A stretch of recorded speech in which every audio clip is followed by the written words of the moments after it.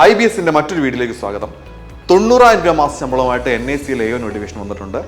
നമുക്കറിയാം എക്സാമിൻ്റെ സീസണാണ്, ഏതൊക്കെ നോട്ടിഫിക്കേഷൻ, ഏതൊക്കെ പരീക്ഷകൾ, എല്ലാവരും കൺഫ്യൂഷൻ ഇരിക്കുകയാണ്. വീണ്ടും നോട്ടിഫിക്കേഷൻ വന്നുകൊണ്ടിരിക്കുകയാണ്. അപ്പോൾ നമുക്കറിയാം ഇതെല്ലാം ഒരേ സിലബസിൽ നടക്കാൻ പോകുന്ന പരീക്ഷയാണ്. അപ്പം ഇത് പ്രിപ്പയർ ചെയ്യുന്നതിനെ സംബന്ധിച്ച് ഇതെല്ലാം അഡ്വാൻറ്റേജസ് ആണ്. തീർച്ചയായിട്ടും നോട്ടിഫിക്കേഷൻ വന്നോട്ടെ, നമുക്ക് എഴുതാൻ പരീക്ഷ. അപ്പം എന്താണ് ഇതിൻ്റെ പ്രത്യേകതകൾ, എന്താണ് ഡീറ്റെയിൽസ് എന്ന് നമുക്ക് നോക്കാം. Come on. The New India Assurance company limited AO administrative ഓഫീസറായിട്ട് ജേർണലിസ്റ്റ് പോസ്റ്റുകളിലേക്കും സ്പെഷ്യലിസ്റ്റ് പോസ്റ്റുകളിലേക്കുമുള്ള നോട്ടിഫിക്കേഷനാണ്. സ്കെയിൽ 1 ഓഫീസേഴ്സിന് 550 വേക്കൻസീസ് ആണ് ഇത് റിപ്പോർട്ട് ചെയ്തിരിക്കുന്നത്. നമുക്ക് ഡേറ്റ്സ് നോക്കാം. ഓൺലൈൻ രജിസ്ട്രേഷൻ്റെയും പേയ്മെൻറ്റ് ഓഫീസിൻ്റെയും ഡേറ്റ് അവസാനിക്കുന്ന ഓഗസ്റ്റ് 30 ഫേസ് 1 എക്സാം, നമ്മുടെ പ്രിലിംസ് പോലെ തന്നെ ആദ്യത്തെ എക്സാം നടക്കുന്നത് സെപ്റ്റംബർ 14. ഡേറ്റ് ക്ലിയർ ആണ്. ഓഗസ്റ്റ് തൊട്ടടുത്ത മാസം സെപ്റ്റംബർ 14 എന്താണ് നമുക്ക് പ്രിലിംസ് നടക്കുന്നു. ഒക്ടോബർ 29 തൊട്ടടുത്ത മാസം തന്നെ, സെപ്റ്റംബർ കഴിഞ്ഞ അടുത്ത മാസം തന്നെ എന്താണ് ഒക്ടോബർ 29 തന്നെ ഫേസ് 2 അല്ലെങ്കിൽ മെയിൻസ് ലെവൽ എക്സാമും നടക്കും. ഓക്കെ, ഇനി നമുക്ക് എത്ര വേക്കൻസി നോക്കാം. റിസ്ക് എഞ്ചിനീയേഴ്സ് നമ്മൾ ഓൾറെഡി പറഞ്ഞതാണ്, സ്പെഷ്യലിസ്റ്റ് ഓഫീസേഴ്സിന് വേണ്ടിയുള്ള പോസ്റ്റുകളുണ്ട്, ജേർണലിസ്റ്റ് പോസ്റ്റുകളും ഉണ്ട്. അപ്പോൾ നമുക്ക് വേക്കൻസീസ് നോക്കാം. Risk engineers 50, automobile engineers 75, legal specialist 50, account specialist 25, AO health related ആണ്, നമുക്ക് നോക്കാം എന്താണത് 50, IT specialist 25, business analyst 75, company secretary 2, actuarial specialist 5, journalist പോസ്റ്റുകളിലേക്ക് 193 വേക്കൻസി ഉൾപ്പെടെ 550 വേക്കൻസീസ് ആണ് ടോട്ടൽ തന്നേക്കുന്നത്. വേക്കൻസീസ് എണ്ണം കാര്യമായിട്ടുണ്ട്. ഇനി നമുക്ക് എഡ്യൂക്കേഷണൽ ക്വാളിഫിക്കേഷൻ നോക്കാം.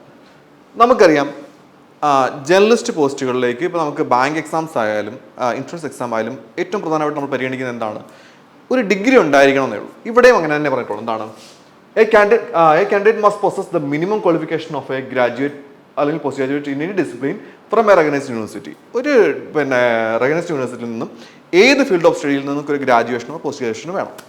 അവിടെ എന്താണ് ഇവിടെ പെർസെൻറ്റേജ് ഓഫ് പാസ് മാർക്ക് പറയുന്നുണ്ട്. പെർസെൻറ്റേജ് ഓഫ് പാസ് മാർക്ക് 60% വേണമെന്ന് പറയുന്നു ജനറൽ കാറ്റഗറി വരുന്നവർക്ക്. അല്ലെങ്കിൽ ഈ പറഞ്ഞ പോലെ റിസർവേഷൻ ഇല്ലാതെ SC/ST PWD ഒഴിച്ച് ബാക്കി എല്ലാ കാൻഡിഡേറ്റ്സിനും എന്താണ് 60% പാസ് മാർക്ക് വേണം. SC/ST PWDക്ക് 55% പാസ് മാർക്ക് ഉണ്ടെങ്കിൽ ജേർണലിസ്റ്റ് പോസ്റ്റുകളിലേക്ക് നിങ്ങൾക്ക് അപ്ലൈ ചെയ്യാം. ഓക്കെ, ഇനി സ്പെഷ്യലിസ്റ്റ് പോസ്റ്റുകളിലേക്കുള്ള ക്വാളിഫിക്കേഷൻ നോക്കാം. റിസ്ക് എഞ്ചിനീയേഴ്സ് ഏതെങ്കിലും ഒരു എഞ്ചിനീയറിംഗ് ബിരുദം ഉണ്ടായാൽ മതി. 60% പാസ് മാർക്ക് വേണം. അവിടെയും SC/STക്കും PWD കാൻഡിഡേറ്റ്സിനും 55% മാർക്ക് മതി. ഓട്ടോമൊബൈൽ എഞ്ചിനീയേഴ്സ് ആണെന്നുണ്ടെങ്കിൽ BTechോ BEO MTechോ ഓട്ടോമൊബൈൽ എഞ്ചിനീയറിംഗിൽ വേണം വിത്ത് 60% പാസ് മാർക്ക്. അവിടെയും SC/STക്ക് PWDക്ക് റിലാക്സേഷൻ ഉണ്ട്. അല്ലെങ്കിൽ നിങ്ങൾക്ക് എന്താണ് ഏത് ബ്രാഞ്ച് ഓഫ് എഞ്ചിനീയറിംഗ് ഗ്രാജുവേഷൻ ആയി എടുക്കാം. അതിനോടൊപ്പം എന്താണ് നിങ്ങൾക്ക് 1 ഇയർ ഡിപ്ലോമ കോഴ്സ് വേണ്ടതിനാണ് ഇൻ ഓട്ടോമൊബൈൽ എഞ്ചിനീയറിംഗ് ഉണ്ടെങ്കിൽ നിങ്ങൾക്ക് അപ്ലൈ ചെയ്യാം. ലീഗൽ സ്പെഷ്യലിസ്റ്റ് ഒന്നെങ്കിൽ LLB വേണം അല്ലെങ്കിൽ LLM വേണം. 60% പാസ് മാർക്ക് വേണം. അവിടെ SC/STക്കും PWDക്കും 55% മാർക്ക് മതി. അടുത്ത അക്കൗണ്ട് സ്പെഷ്യലിസ്റ്റ്, അവിടെ ചാർട്ടേഡ് അക്കൗണ്ടൻസ് കോഴ്സ് ആയിരിക്കണം അല്ലെങ്കിൽ കോസ്റ്റ് അക്കൗണ്ട് ആയിരിക്കണം. അവിടെയും എന്താണ് പറഞ്ഞേക്കുന്നത് അതിനോടൊപ്പം എന്താണ് ഗ്രാജുവേഷനും പോസ്റ്റ് ഗ്രാജുവേഷനും ഒക്കെ വേണം വിത്ത് മിനിമം 60% മാർക്ക്. അപ്പോൾ നമുക്ക് ഇതിൻ്റെ ക്വാളിഫിക്കേഷൻ ഡീറ്റെയിൽ ആയിട്ട് പറഞ്ഞിട്ടുണ്ട്. അടുത്തത് AO ഹെൽത്ത്. നമുക്ക് അലോപ്പതി ആയാലും ഹോമിയോപ്പതി ആയാലും ആയുർവേദം ആയാലും അതിലെന്താണ് ഡിഗ്രിയോ PGയോ 60% പാസ് മാർക്ക് ഉള്ളവർക്ക് അപ്ലൈ ചെയ്യാം. പിന്നെ വരുന്നത് IT സ്പെഷ്യലിസ്റ്റ്. അവിടെ BTech BE അല്ലെങ്കിൽ MTech ME ഇൻ കമ്പ്യൂട്ടർ സയൻസിൽ ഇത് പാസ്സായിരിക്കണം, അല്ലെങ്കിൽ ആ സ്ട്രീം പഠിച്ചിരിക്കണം. Or MCA. ഇവിടെ എന്താണ് MCAക്കാർക്ക് അപ്ലൈ ചെയ്യാം വിത്ത് 60% മിനിമം പാസ് മാർക്ക്. അപ്പോൾ നമുക്ക് എല്ലാ ക്വാളിഫിക്കേഷനും 60% പറഞ്ഞേക്കുന്നത്. SC/STക്ക് PWDക്കും 50% മാർക്കേ പറയുന്നുള്ളൂ.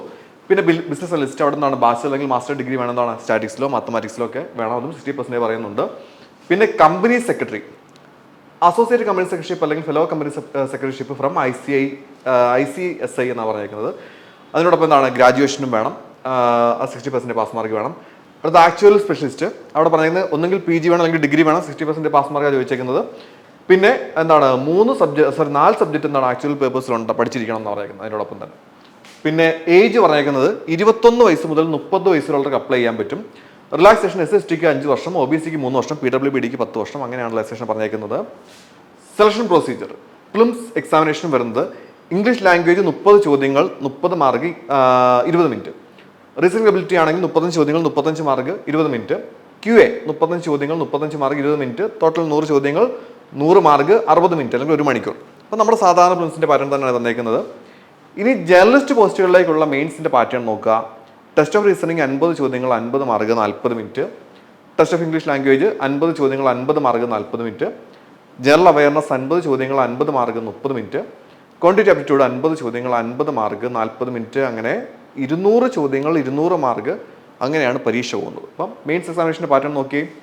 അടുത്തത് സ്പെഷ്യലിസ്റ്റ് ഓഫീസേഴ്സിന് വേണ്ടിയുള്ളത് ടെസ്റ്റ് ഓഫ് റീസണിങ് 40 ചോദ്യങ്ങൾ 40 മാർക്ക് 30 മിനിറ്റ്, ഇംഗ്ലീഷ് ലാംഗ്വേജ് 40 ചോദ്യങ്ങൾ 40 മാർക്ക് 30 മിനിറ്റ്, ജനറൽ അവയർനെസ് 40 ചോദ്യങ്ങൾ 40 mark 25 minute, test of quantitative aptitude 40 ചോദ്യങ്ങൾ 40 മാർക്ക് 30 മിനിറ്റ്. പിന്നെ സ്പെഷ്യലിസ്റ്റ് സ്ട്രീമിലുള്ള അവരുടെ ഫീൽഡ് ഓഫ് സ്റ്റഡിയിലുള്ള ചോദ്യങ്ങൾ ഉൾപ്പെടുന്ന പോർഷൻ 40 ചോദ്യങ്ങൾ 40 മാർക്ക് 35 മിനിറ്റ്. അങ്ങനെ 200 മാർക്കിലാണ് അവിടെയും ചോദ്യങ്ങൾ വരുന്നത്. 200 മാർക്കിൻ്റെ ചോദ്യങ്ങൾ വരുന്നു, 200 ചോദ്യങ്ങൾ വരുന്നു. 180 മിനിറ്റിനാണ് പരീക്ഷ വരുന്നത്. പിന്നെ ഒരു ഡിസ്ക്രിപ്റ്റീവ് പോർഷനുണ്ട്. അതെന്താണ്? 30 മിനിറ്റാണ് പരീക്ഷയ്ക്ക് വന്നേക്കുന്നത്, 30 മാർക്കാണ്. അവിടെ ലാംഗ്വേജിൽ വരുന്ന ഇംഗ്ലീഷ് ലാംഗ്വേജിലാണ് വരുന്നത്, ലെറ്റർ റൈറ്റിങ്ങും എസ്സേ റൈറ്റിംഗ് ഒക്കെയാണ് വരുന്നത്. അപ്പം അങ്ങനെ ഡിസ്ക്രിപ്റ്റീവ് പോർഷനും ഈ പരീക്ഷയിലുണ്ട്. നമ്മുടെ ഒരു PO ലെവൽ എക്സാമിന് വരുന്ന പോലെയുള്ള ഒരു പാറ്റേണാണ് വന്നേക്കുന്നത്.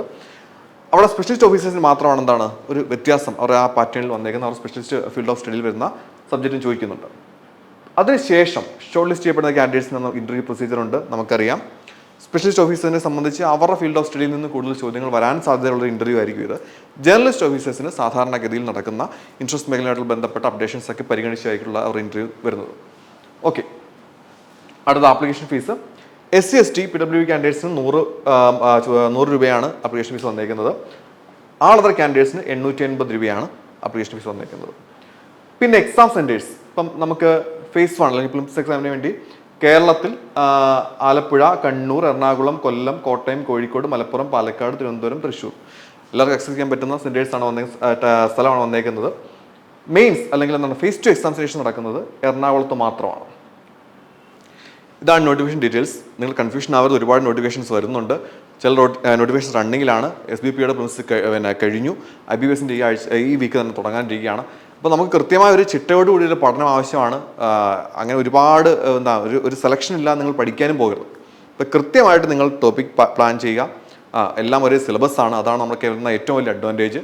അപ്പം ബാങ്ക് ഇൻഷുറൻസ് മേഖലകളിലെ ഏറ്റവും വലിയ അഡ്വാൻറ്റേജ് എന്ന് വെച്ചാൽ വർഷം 20-ലധികം പരീക്ഷകൾ വരും. ഒരേ സിലബസിൽ പഠിച്ചു കഴിഞ്ഞാൽ നമുക്ക് കൃത്യമായിട്ട് ക്രാക്ക് ചെയ്യാൻ പറ്റും. സോ എല്ലാവരും നല്ലപോലെ പ്രിപ്പയർ ചെയ്യുക. ഈ നോട്ടിഫിക്കേഷൻ പ്രകാരമുള്ള പരീക്ഷയ്ക്ക് വേണ്ടി ഉടൻ തന്നെ അപ്ലൈ ചെയ്യുക, പ്രിപ്പയർ ചെയ്യുക.